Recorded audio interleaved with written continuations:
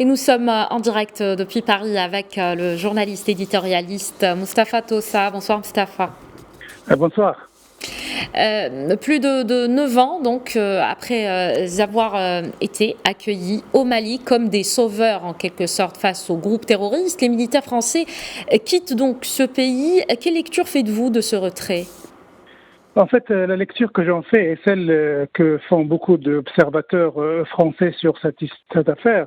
C'est qu'il y a un sentiment d'inachevé, un sentiment d'échec. Après avoir investi dans cette aventure militaire pendant 10 ans, c'est vrai que les forces françaises ont empêché les hordes de miliciens islamistes de prendre le pouvoir à Bamako en 2013-2014 sous la houlette de François Hollande.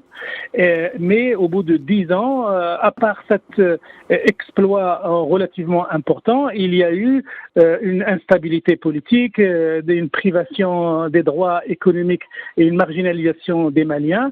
C'est-à-dire que la France post-Barkhane n'a pas été à la hauteur d'organiser ou d'aider à l'organisation du pouvoir au Mali. D'où les multiples coups d'État qui ont eu lieu dans ce pays, notamment 2. Et à partir du moment où il y a eu des coups d'État militaires, il y a eu des divergences d'appréciation entre Bamako et Paris. Et cette divergence a abouti, bien sûr, sous l'influence et avec l'aide tacite du groupe russe Wagner, a abouti à une forme de divorce entre Maliens et Français. Un divorce qui a épousé une volonté française de se retirer de ce bourbier sahélien, ou du moins de réorganiser la présence française. Et au fil des mois, au fil des années, les Français ont pris conscience qu'ils ne peuvent pas rester indéfiniment, éternellement dans cette aventure militaire et qu'il va falloir redéployer leurs forces. C'est ce qu'a ordonné le président Macron il y a presque 6 à 8 mois, et c'est ce qui s'est réalisé à partir de lundi. D'accord, Mustapha, qu'en est-il maintenant des reproches de Bamako donc, contre Paris ? Pourquoi cette posture aujourd'hui ? Alors, cette rupture aujourd'hui est le fruit des derniers coups d'État militaires qu'il y a eu au Mali.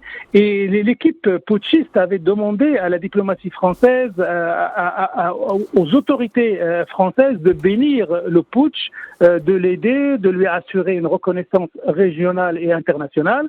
C'est ce que la France n'a pas accepté. À l'époque, Jean-Yves Le Drian, qui était ministre des Affaires étrangères, a tout à fait refusé de donner un blanc-seing à cette équipe de putschistes. Il lui a imposé un agenda politique transitionnel, ce que cette junte militaire avait refusé à plusieurs reprises, ce qui a abouti finalement à cette rupture. Alors, entre-temps, cette junte, pour faire sortir les Français, il a soufflé sur la braise du francophobe local, donc de la haine du français, du rejet du français local, et c'est ce qui fait que on décrit la France comme une puissance coloniale qui ne veut pas laisser les Maliens vivre leur souveraineté et leur indépendance. En réalité, Paris a refusé de se soumettre aux demandes et aux exigences de l'équipe putschiste.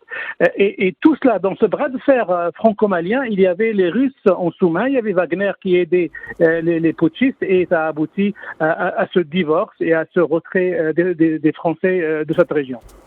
D'accord, et ce retrait ordonné, on le rappelle, le 17 février dernier par le président français Emmanuel Macron met un terme à l'intervention militaire française au Mali. Mais serait-il un retrait définitif à votre avis ?